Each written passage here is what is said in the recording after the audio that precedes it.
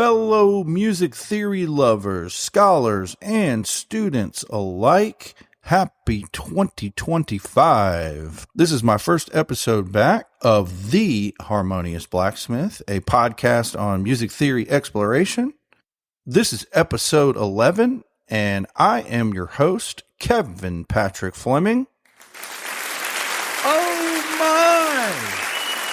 Oh my goodness, that's so unexpected. Oh my gosh, I can't believe it. Thank you so much, everybody. I appreciate it. Look, I'm really excited to announce that I have a few little new perks that are coming up for my podcast going into this year. Very much would love to create some visual resources for y'all to go with my episodes. So that it would include like PDFs and also videos with me just explaining things with PDFs and with visual aids and things like that, where when they're coupled with the episodes, it just makes it a little easier to follow along. Also, the website for my podcast specifically is up and out now. And so if you scroll down through the description of the episodes, you will find a link at the bottom that says episode website, and you can click on that and go to the actual individual website for each episode. But also at the bottom there in the description, there will be a link that says support the show. And look, I love making this podcast. I love giving it to you. I want to make it as great as possible. I want to improve on it and also bring visuals to you. This is just a little call for support. If you really enjoy my podcast, please click the support the show link in the description of this episode and just check out the options there. And look, thank you so much for your support, y'all. I really, really do appreciate it. And I'm just really looking forward to making some really good podcast episodes and resources for you going forward. Reminder, this is a linear and cumulative podcast. So if you are new to my podcast, first of all, welcome. And we're happy you're here along with us on this journey. But you're probably going to want to go back to episode 1 and listen through all the way until you get to where we left off. Basically, everything is a building block on a building block on a building block as we're building this music theory fabric, if you will, to make sure that we understand all the concepts as a whole. So, this being episode 11, this is actually the first episode of season 2 of The Harmonious Blacksmith. And because of that, I'm going to do for y'all what I do for all my music theory students. We're going to do a rebuild today. That's what I call it. We're going to do a little music theory rebuild, which is basically a recap of the first season and how we got to where we are today. So, where did we start? We started with a single note. And sound in the ways of music was born. Mankind learned how to harness this sound and control it. So what is a note again? It's really just a controlled vibration that creates a constant sound based on vibrations of a string, right? Which are measured in frequency, which is like vibrations per second. Yada, yada, yada. I won't have to go too far in the science further than that. But once we learned how to harness one sound, then we wanted to learn how to make more sounds. And basically what we realized is, once you tied something like a string, for example, which, you can imagine there are different amalgamations of that over the centuries and eons. But once we learned to harness that and get different sounds and go higher, go lower, and create different sounds, then we started putting the sounds together in what we call a scale, right? Which is kind of what I'm doing right here. A little bit of a C major scale, or in a lower register would sound like this.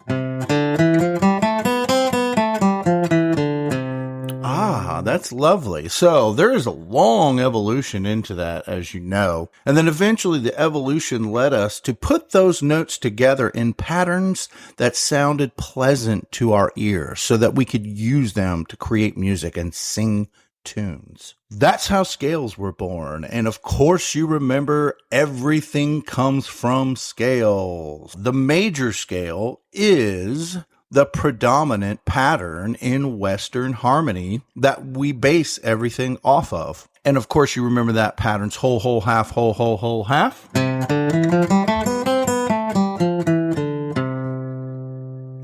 So then melodies started being created. The idea of this memorable, controllable sound that we call music. So then how do we define melody exactly? Melody is the succession of connected notes sung or played one at a time in order to create the main thematic material in music. The common colloquialism for the word melody is tune. So when people say, can you carry a tune? Or, wow, he can carry a tune. Really what they mean is that person has a good ear for music, meaning they can hear something and reproduce it with the accurate sounding pitches. That's what carrying a tune is. Simply put, just think of melody as something that one person can sing, right? Because one person's not going to be able to sing a bunch of notes at the same time. They're not going to be able to create chords and things like that. They're singing one note at a time in succession and connecting them. So when you think melody, just think solo singing. And as it evolved, people started wanting to get even more creative. And that's how harmony was born. So remember what the definition of harmony was: two or more notes sounding simultaneously.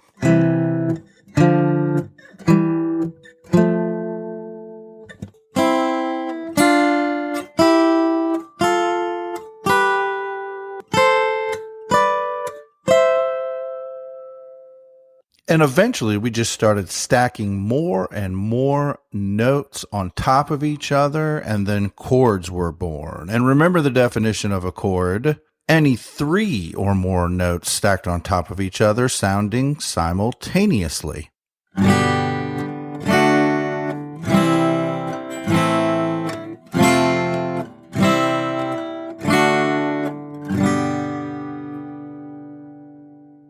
So now we have melody, harmony, and chords, and in a big picture sense, that really does catch us up to modern times. And as creativity began to spin out in a lot of different directions and new scale patterns were being experimented with, our Western system entered the modern dichotomy, that is major and minor. Those are the two main realms that we tend to write and enjoy music under. The major sound and the minor sound. And thus it was established to have the overarching colors of the music rainbow be happy and sad as opposing emotions. And of course, in the spectrum of human emotions and experience, happy and sad are really just very general emotions, right? Think of them as the two main colors in the musical rainbow. And there are many, many colors and shades in between, as there are different emotions and experiences and stories to tell in life. But this just gives us a place to start. And as the realm of sound is cut up into finer colors so that we can continually evolve our expression, now you have the 7 Greek modes. And remember, major and minor are just 2 of the 7. So now we're broadening our spectrum from 2 scale patterns to create melodies and sounds all the way to 7 patterns. Who remembers how to name all 7 modes? Ionian, Dorian, Phrygian, Lydian, Mixolydian, Aeolian, Locrian, and back to Ionian. So recall that a major scale in Greek modes is called Ionian, and a minor scale in Greek modes is called Aeolian. Also, on a side note, if you just need like a silly sentence to help you remember the order of the modes and their names, I dig potatoes, leave me alone. Ionian, Dorian, Phrygian, Lydian, Mixolydian, Aeolian, Locrian. I dig potatoes, leave me alone. So A and lone. A is Aeolian. Lone is Locrian. I know it's a little silly. It's very silly, but somebody told it to me back in high school, and I've remembered it all the way since then. So hopefully you will too.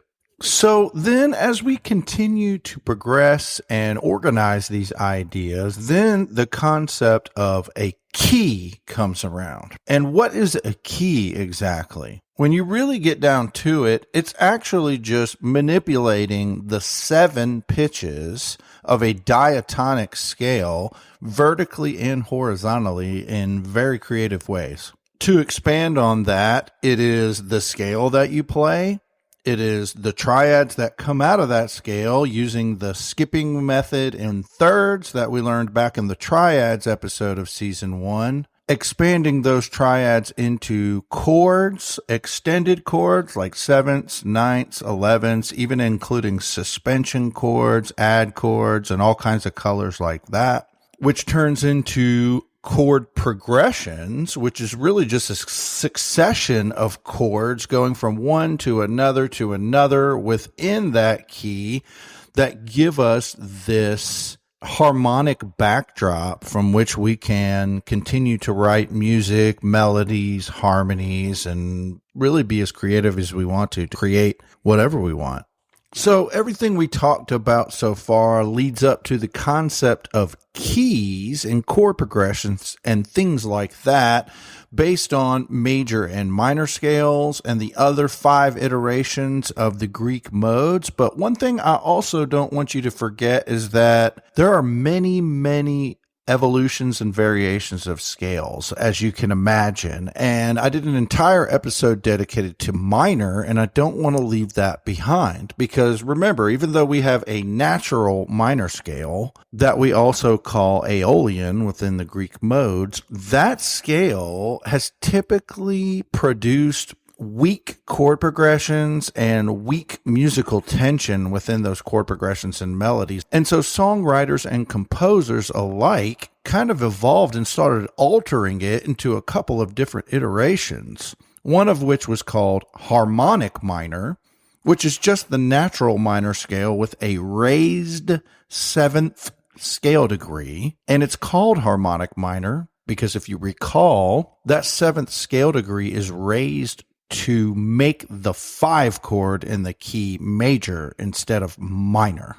And you might also recall that we call that a leading tone. A leading tone is that 7th scale degree that is only a half step away from the octave or the root. And a leading tone has tremendous amounts of musical tension when you get to it that want to be resolved back to the octave or the 1. Hence the reason that it's been raised in minor, because the regular natural minor 7th scale degree is just weak sounding and it doesn't produce that leading tone sound that gives you that beautiful musical tension that is then resolved. So let's compare them real quick. Remember, the natural minor will sound like this.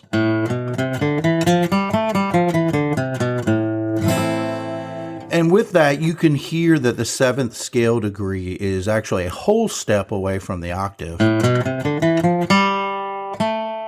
And it just doesn't create enough musical tension to have a resolution. So we create what's called a leading tone, which, remember, is a raised 7th, which is a half step away from the octave. And that gives us harmonic minor, which sounds like this. And you can just hear that 7th scale degree pulling up to the octave. And don't forget melodic minor. I'm not going to go too detailed with melodic minor, even though I'll have an episode in the future that will. But basically, melodic minor is where you raise scale degrees 6 and 7 on the way up, and you natural them out on the way back down. So melodic minor sounds like this.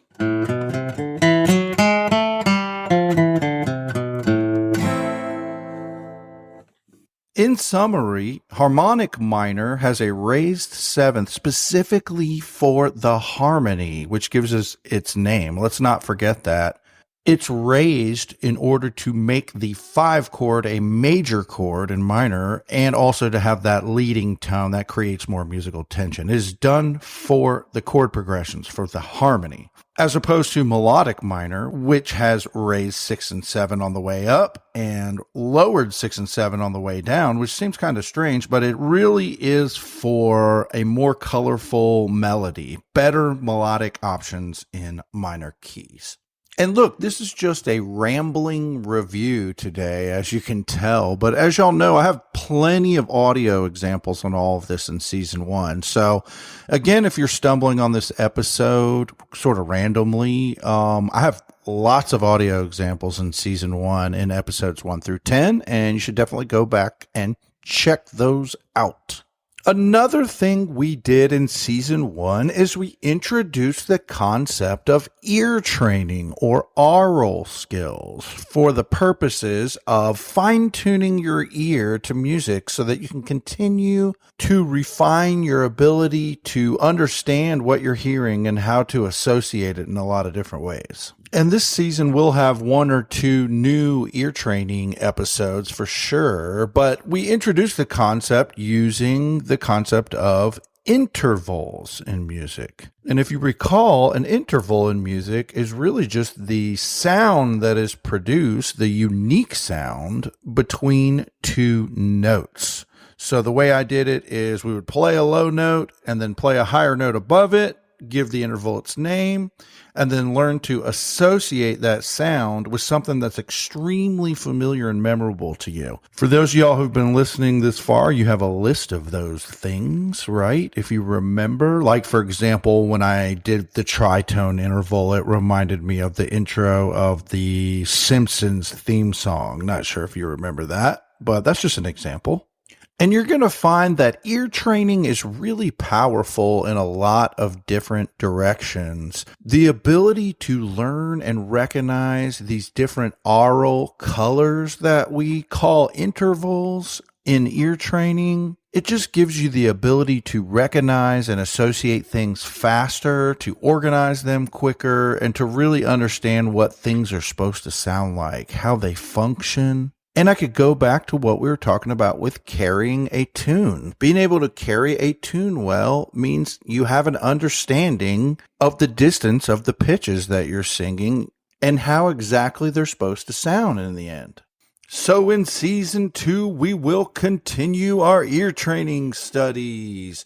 And of course, we will continue the interval studies, which will turn into learning things like melodic dictation and harmonic dictation, which is how to hear a melody and either sing it or play it back, so to get more efficient at that, and to hear chord progressions and bass lines even, and be able to understand what you're hearing there and how to connect those together, just so that you can organize it all in your mind faster, hear it faster, understand it faster, and just get better at the language altogether. So that's a lot to look forward to here. Oh, yes. Yes, that's right. Let's get excited about season 2. This is a lot of great stuff we're going to go over. It's going to be so much fun. Thank you. Thank you, everybody. So that brings us back to current, which is about keys, key relationships, and the circle of fifths, which is what the last episode of season 1 was all about. And so we just talked about the amazing tool that is the circle of fifths and how freaking cool it is, man. I mean, you have this interval of a fifth that you can use in a lot of different directions, and mainly to understand sharps and flats, how many of them are in each key, and what order the keys are organized in based on that. And there's a couple things I didn't even address yet about the circle of fifths that I'm looking forward to getting to in another episode about circle of fifths. Oh yeah! Oh yeah! Let's get fired up! And the study of the circle of fifths is also going to help us in our understanding of key relationships, which becomes very important. Key relationships like relative keys and like closely related keys. We're going to learn those kind of concepts so we can learn things like modulation. Oh, yeah! And key changes. Holy cow, that's amazing! And we're even going to study improvisation! Yeah! Yeah! Vote Harmonious Blacksmith in 2025. That's right! That's right! Thank you! Thank you, everyone! But now it's time for breakdown. Today we recapped and reviewed season 1. Yeah, thank you so much. We started with a single note. We learned how that evolved to scale patterns. How scale patterns evolved to triads and chords. How chords evolved to chord progressions. How all of that ended up evolving into what we call keys. Yes, my honorable subject, it's okay to be excited about keys. Don't ever let anybody tell you otherwise. In season 2, we're going to talk about chord inversions and bass lines. Oh yeah! Yeah, baby. Let's go! In season 2, we're going to talk about harmonic and melodic dictation. Yes! We're even going to talk about improvisation. Oh yeah! And we're even going to talk about songwriting and composition! Oh baby, it's gonna be good.